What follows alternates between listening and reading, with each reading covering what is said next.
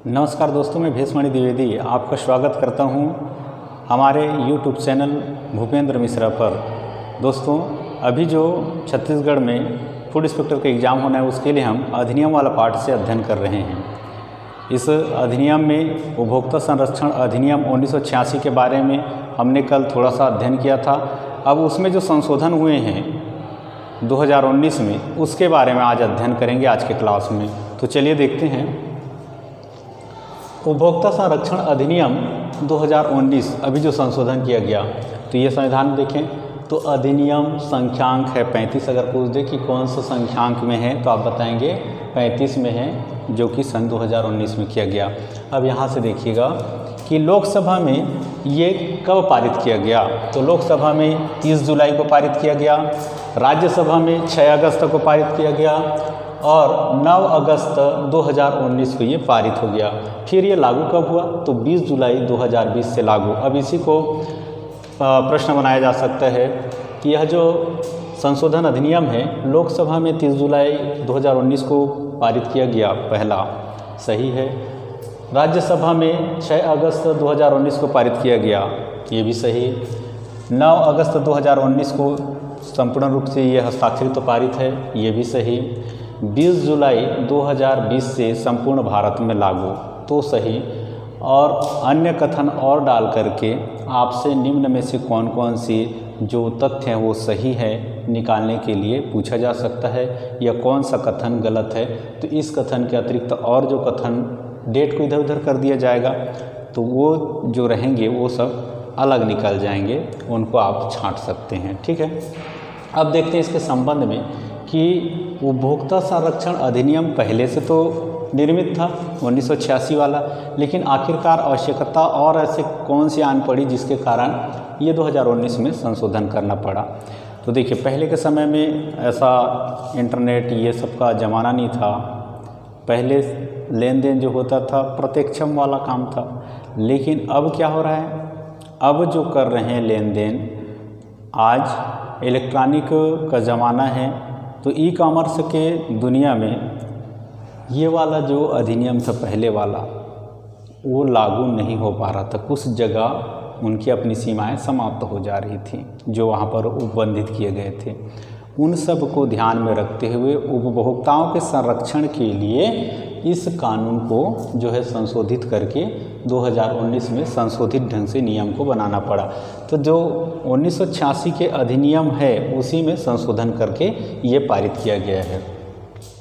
अब देखें इसमें कि उपभोक्ता संरक्षण अधिनियम 1986 में जो है 2019 में जोड़े गए तथ्य कौन कौन से हैं, यहाँ से भी प्रश्न बनते हैं। तो कौन कौन से तथ्य जोड़े गए ये पूछा जाए तो देखेंगे, केंद्रीय उपभोक्ता संरक्षण प्राधिकरण, ऐसा पहले वाला में प्राधिकरण नहीं था 1986 में, लेकिन अभी 2019 में इसको क्या कर दिया गया, जोड़ दिया गया, CCPA, केंद्रीय उपभोक्ता संरक्षण प्राधिकरण।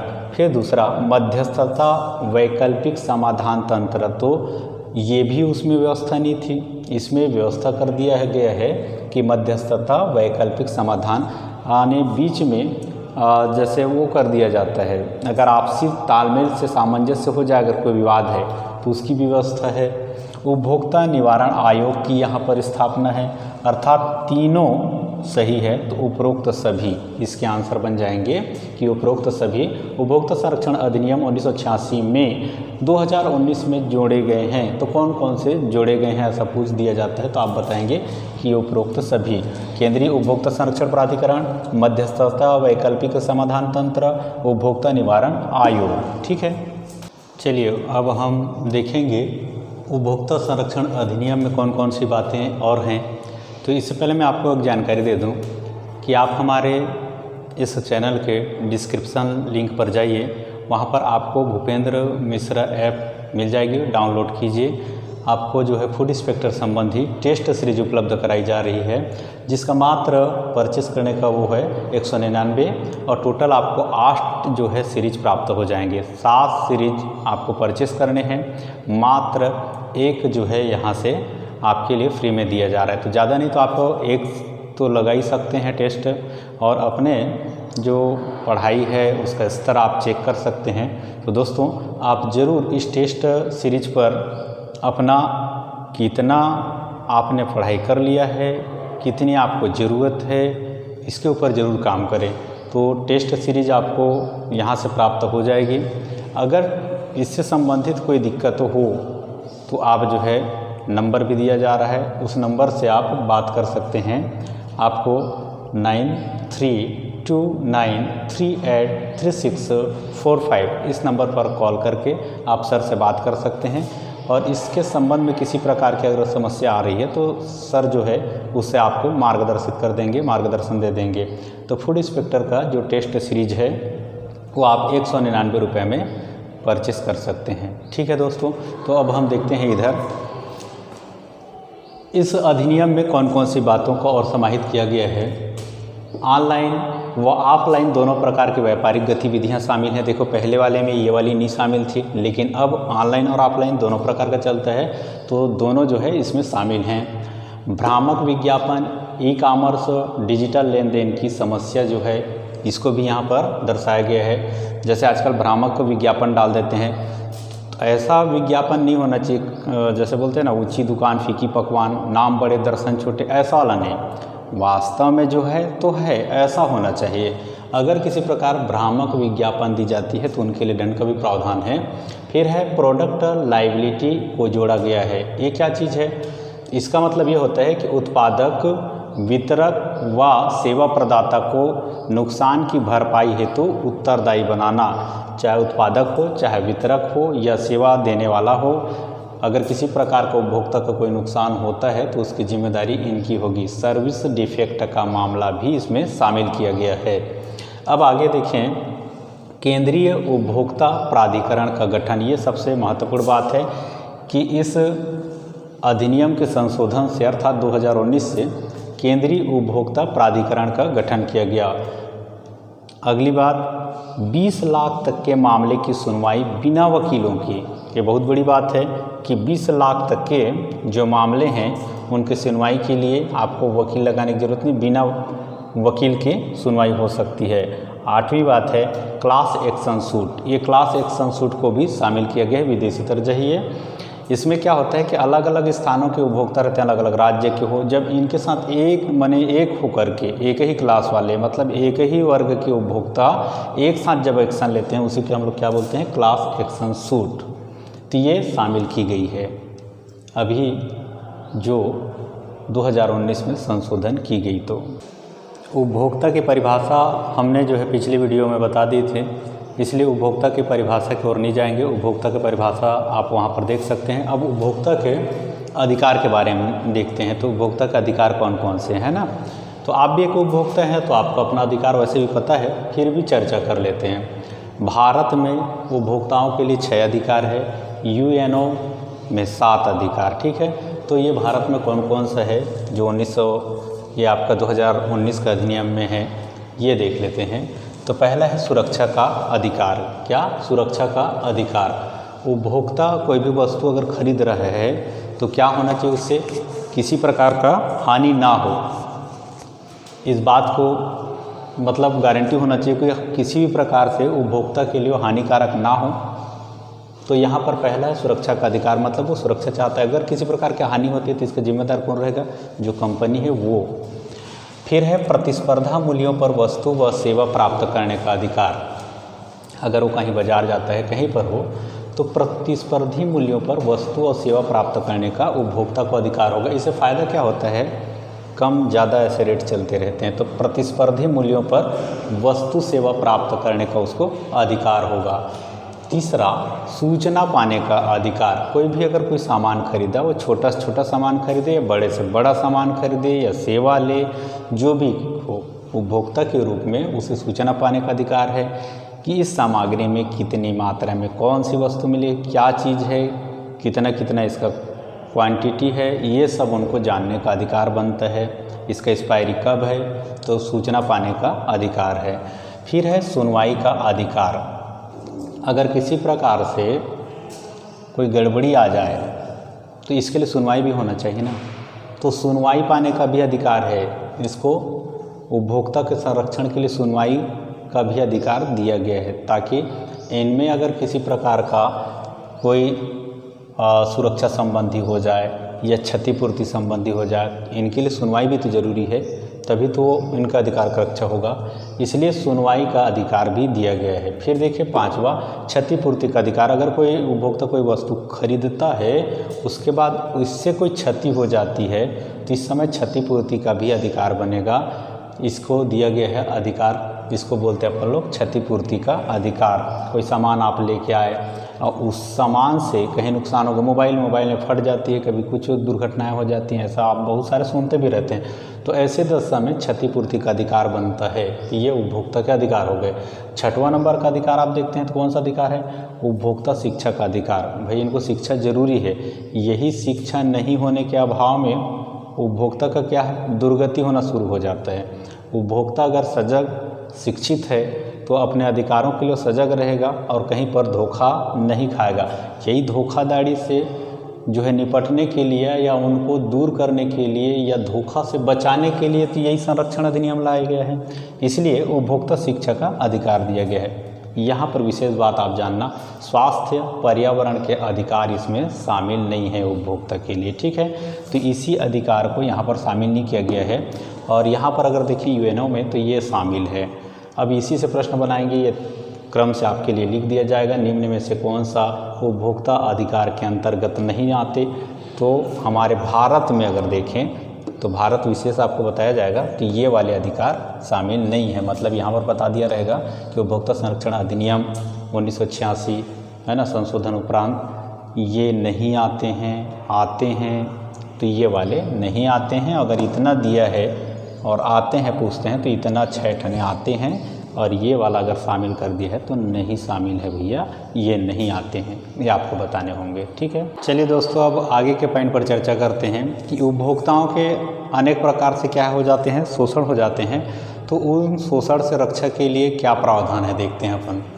उपभोक्ता के हितों के संरक्षण और संवर्धन, उनको आगे बढ़ाने के लिए क्या है, तो त्रिस्तरीय उपभोक्ता संरक्षण परिषद की स्थापना की गई है। इस प्रावधान में क्या है कि त्रिस्तरीय उपभोक्ता संरक्षण परिषद की स्थापना की गई है। त्रिस्तरीय माने 3 स्तर पर, केंद्रीय स्तर पर, राज्य स्तर पर और जिला स्तर पर। तो पहला हो जाता है आपका केंद्रीय उपभोक्ता संरक्षण परिषद, दूसरा हो जाता है राज्य उपभोक्ता संरक्षण परिषद और तीसरा है जिला उपभोक्ता संरक्षण परिषद। इस प्रकार 3 परिषदों का क्या हो जाता है, गठन।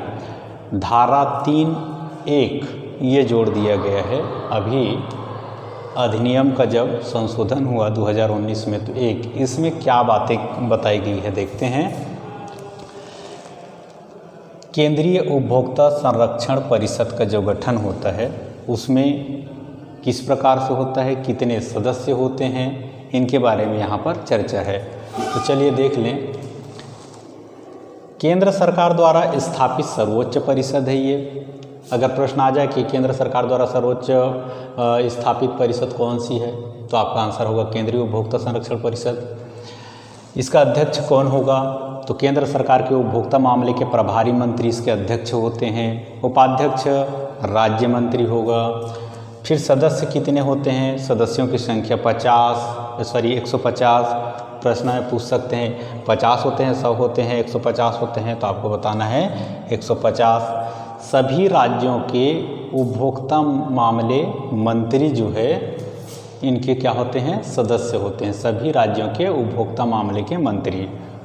आगे आपको जानना है कि राज्यसभा के 3 सांसद और लोकसभा के 5 सांसद को इसमें सदस्य के रूप में नामजद किया जाता है, माने सम्मिलित होते हैं इसमें।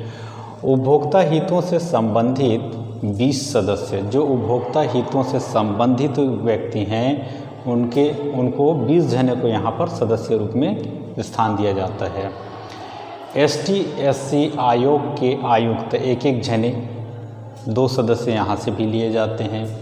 उपभोक्ता संगठन से 35 सदस्य लिए जाते हैं। किससे, उपभोक्ता संगठन, माने उपभोक्ता के जो संवर्धन संरक्षण इसके लिए लगे रहते हैं, ऐसे उपभोक्ता संगठन जो जागरूक करने का कार्य करते हैं, उनसे कितने लेते हैं, 35 सदस्य लिया जाता है।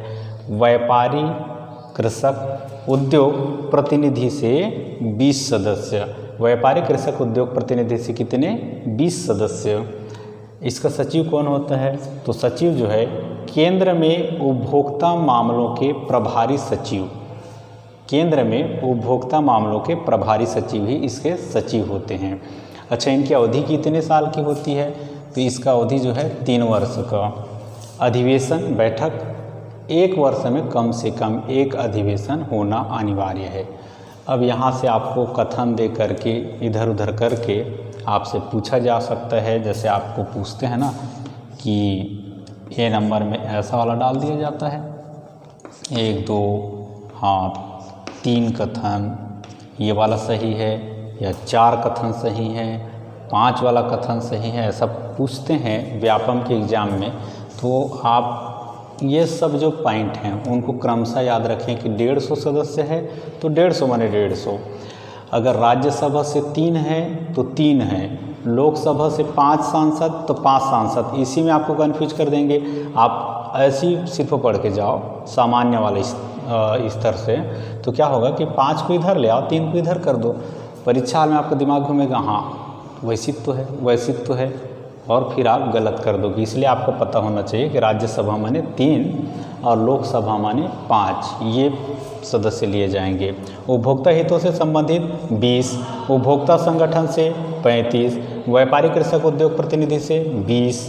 सचिव आपको पता ही हो गया कि केंद्र में उपभोक्ता मामले के प्रभारी सचिव रहते हैं। अवधि कितनी है? 3 वर्ष के लिए है। अधिवेशन 1 वर्ष में कम से कम 1 अधिवेशन होना चाहिए। और ये क्यों बनाया गया है? उपभोक्ताओं के हितों के संरक्षण के लिए, संवर्धन के लिए इसका जो है गठन किया गया है।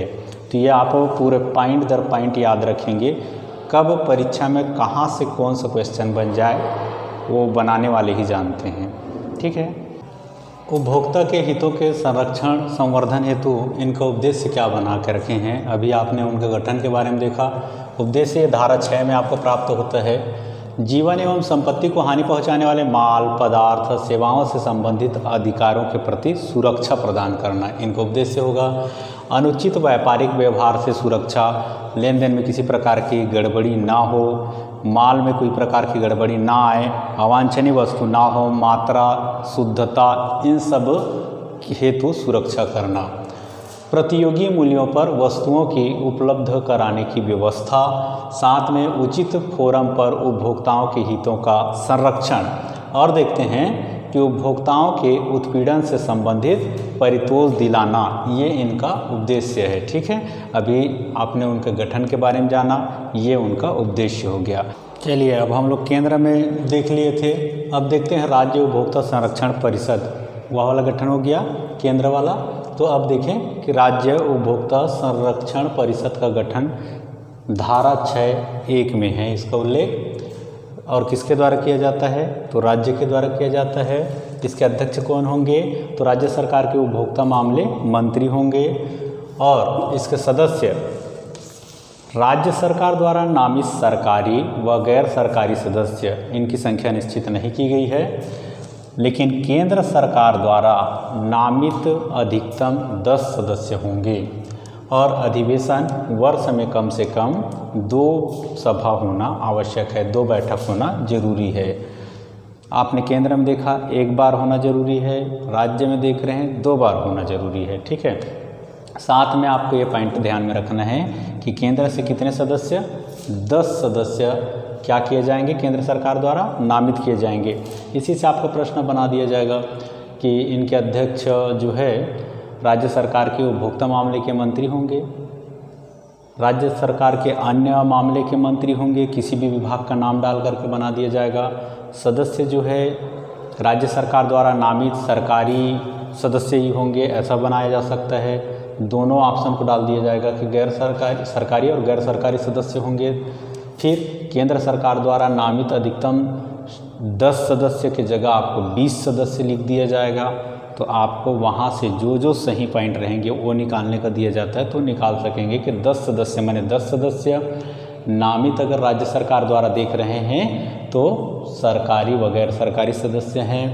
फिर उपभोक्ता मामले मंत्री है यहाँ पर अध्यक्ष, राज्य स्तर का भी, और इनका जो कार्यकाल अधिवेशन है वो कितना है, 2 बार होना आवश्यक है। इन सब बिंदुओं को आपको ध्यान में रखने हैं, ठीक है। चलिए अब हम लोग राज्य देख लिए। राज्य स्तर के बाद हम देखते हैं जिला उपभोक्ता संरक्षण परिषद। इसका गठन जो है धारा 8(1) के तहत किया जाता है और राज्य सरकार द्वारा प्रत्येक जिले में एक जिला उपभोक्ता संरक्षण परिषद की गठन की जाती है। किसके द्वारा? राज्य सरकार के द्वारा। अध्यक्ष जिले का जिलाधीश अर्थात कलेक्टर होता है। सदस्य राज्य सरकार द्वारा नामित सरकारी व गैर सरकारी सदस्य होते हैं, ठीक है। तो राज्य सरकार द्वारा नामित कौन कौन? सरकारी अथवा गैर सरकारी सदस्य होते हैं। इसके अधिवेशन कितना होना चाहिए? तो वर्ष में कम से कम 2 बैठक अनिवार्य है। इसकी कितनी बैठक अनिवार्य है? 2 बैठक। उद्देश्य क्या है? जिले के उपभोक्ताओं का संरक्षण करना। तो ये हो जाता है आपका क्या? जिला उपभोक्ता संरक्षण परिषद। क्लियर हो गया? इनसे जो भी क्वेश्चन बने आप इन पॉइंटों को ध्यान में रख करके उन सारे प्रश्नों का हल आराम से निकाल लेंगे, ठीक है। चलिए अब हम देखते हैं उपभोक्ता शिकायत निवारण हेतु जो है क्या व्यवस्था है। अभी आपने आयोग के बारे में पढ़ा, आपने देख लिया। उसके बाद हम देखते हैं कि इनके अगर शिकायत हो उपभोक्ता के द्वारा तो निवारण हेतु क्या व्यवस्था बनाई गई है। तो त्रिस्तरीय व्यवस्था है और त्रिस्तरीय व्यवस्था है। अर्ध न्यायिक व्यवस्था का प्रावधान है। इसमें से कौन कौन से हैं? तो राष्ट्रीय उपभोक्ता विवाद निवारण आयोग, दूसरा राज्य स्तर पर राज्य उपभोक्ता विवाद निवारण आयोग, फिर जिला स्तर पर देखेंगे तो जिला उपभोक्ता विवाद निवारण आयोग, इनका गठन किया जाएगा। शिकायतकर्ता कौन होंगे? तो उपभोक्ता जिसके द्वारा वस्तु या सेवा का क्रय विक्रय किया गया हो, किसी मान्यता प्राप्त उपभोक्ताओं का जो संघ होता है उसके माध्यम से, या समान हित, एक ही समान हित रखने वाले उपभोक्ताओं के द्वारा। क्लास एक्शन सूट का प्रावधान पूर्व में आपको बताया गया। क्लास एक्शन एक ही उद्देश्य वाला, एक ही वर्ग वाले जो रहते हैं, जैसे कोई होंडा खरीद लिए हैं, अलग अलग स्टेट के भले रहेंगे लेकिन एक साथ मिला करके अगर करें तो इसको बोलते हैं क्लास एक्शन सूट का प्रावधान। तो ये शिकायत कर सकते हैं। अभी ये महत्वपूर्ण ये 2 बात और आई है, ये क्लास एक्शन सूट का प्रावधान और मोबाइल व इंटरनेट के द्वारा शिकायत की जा सकती है। आजकल आप देखते हैं कि जो लेन देन होता है वो ऑनलाइन लेन देन है, तो उसमें किसी प्रकार का अगर कोई शिकायत आ जाए तो इन शिकायतों का निवारण हेतु यहाँ पर सहारा लिया जा सकता है। और ये आपके आयोग के गठन होते हैं त्रिस्तरीय आयोग, ठीक है। चलिए दोस्तों अब देखते हैं हम लोग राष्ट्रीय उपभोक्ता निवारण आयोग का गठन ये कैसे होता है। तो राष्ट्रीय उपभोक्ता निवारण आयोग का गठन, इसका कार्यक्षेत्र जो है संपूर्ण भारत में रहेगी और इसका अध्यक्ष सर्वोच्च न्यायालय का वर्तमान या सेवानिवृत्त न्यायाधीश, इनके जो नियुक्ति होगी तो वो सर्वोच्च न्यायालय के मुख्य न्यायाधीश के द्वारा किया जाता है। तो अध्यक्ष कौन होता है? सर्वोच्च न्यायालय का वर्तमान या सेवानिवृत्त न्यायाधीश। सदस्य 4 सदस्य जिनमें एक महिला होगी, 4 सदस्य जिनमें एक क्या होगी? महिला होगी। सदस्य की नियुक्ति एक समिति के सिफारिश पर केंद्र सरकार द्वारा किया जाएगा। कार्यकाल इनका कितना होता है? तो 5 वर्ष या 70 वर्ष की आयु, जो भी पहले हो जाए, 5 वर्ष या 70 वर्ष की आयु। अधिकारिता, इसका अधिकारिता देखें, राज्य आयोग के द्वारा जो भी निर्णय दिया जाता है उनके विरुद्ध अपील सुनना इनके अधिकार क्षेत्र में आता है और 10 करोड़ से अधिक के मामले को सुन सकता है ये, ठीक है। पहले जो अधिनियम थी उसमें क्या था? 1 करोड़ तक के मामले को सुनती थी। अब बढ़ा दिया गया, 2019 का जो संशोधन किया गया उसमें कि 10 करोड़ से अधिक के मामले सुनने का अधिकार है। अपील, राज्य आयोग के आदेश की तिथि के 30 दिन के भीतर अपील किया जा सकता है। ये हो जाता है आपका राष्ट्रीय उपभोक्ता निवारण आयोग, ठीक है। आइए दोस्तों अब देखते हैं हम उपभोक्ता शिकायत निवारण हेतु जो है राष्ट्रीय उपभोक्ता निवारण आयोग के बारे में। कार्यक्षेत्र संबंधित राज्य होगा। अध्यक्ष इनके कौन होंगे?